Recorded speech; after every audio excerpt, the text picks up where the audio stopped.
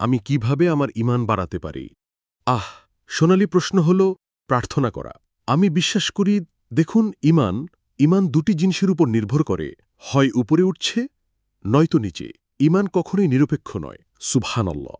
আর ঈমান যে কোনো কিছুর মতো, তুমি যত বেশি কাজ করবে তত বেশি দেখতে পাবে, যত বেশি বিনিয়োগ করবে তত বেশি তুমি বেরিয়ে আসবে। তুমি যা কিছু করবে, যতক্ষণ না এটি সুন্নাহ অনুসারে করা হয় এবং যতক্ষণ না তুমি জানো এটি আল্লাহ যা চান তা অনুসারে করা হয়, তুমি এতে ফল পাবে। একটি বক্তৃতা শুনে মসজিদে গিয়ে ইস্তিগফার করা, তুমি জানো শুধু আল্লাহকেই স্মরণ করা।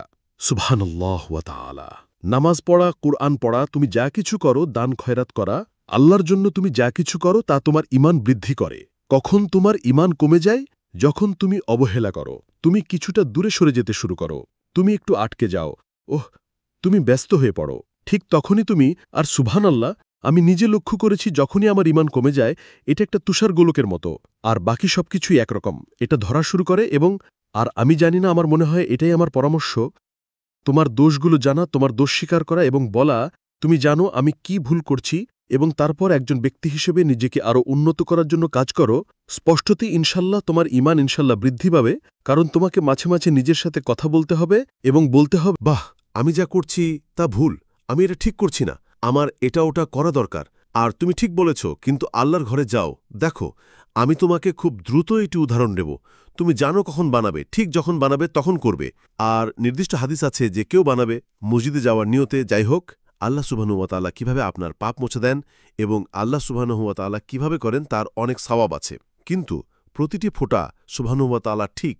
কিন্তু কল্পনা করো যে যখন তুমি অজু করো আল্লাহর ঘরে যাওয়ার নিয়তে, সুবহানাহু ওয়া তাআলা নামাজ পড়ার জন্য ফরাইজ নামাজের একটি সঠিক নামাজ, ফজরের, জোহর, আসর, মাগরিব, এশা, ঠিক তখনই যেই মুহূর্ত থেকে তুমি অজু থেকে সেই নিয়ত করো, পাপ ঝরে পড়ছে, হৃদয়ে পরিষ্কার হচ্ছে, তখনই সওয়াব হচ্ছে।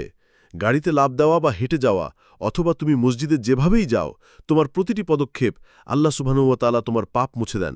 আল্লাহ সুবহানাহু ওয়া তাআলা তোমার স্তর বৃদ্ধি করে। মসজিদে প্রবেশ করলে তুমি সওয়াব পাও, জামাতে নামাজ পড়লে তুমি সওয়াব পাও। আর যদি আমি বাধা দিয়ে বলতে পারি যে তোমার বন্ধুরা, হ্যাঁ অবশ্যই, তোমার বন্ধুরাও তোমার মধ্যেও একটা বড় ভূমিকা পালন করে। আমার মনে আছে, যখন আমি বন্ধুদের সাথে আড্ডা দিতে শুরু করেছিলাম, তখন তারা মুসলিম ছিল না। তারা স্পষ্টতই মুসলিম ছিল, তারা মুসলিম ছিল না, সুবহানাল্লাহ। আর মনে হচ্ছিল আমার ঈমান কমে গেছে। কিন্তু যখনই তুমি নিজেকে ঘিরে রাখো, তুমি জানো মুসলিম ভাইয়েরা মসজিদে, সুবহানাল্লাহ, তুমি ঈমান বৃদ্ধি পাও। আমরা আল্লাহর কাছে প্রার্থনা করি যেন তোমার ঈমান বৃদ্ধি পায়।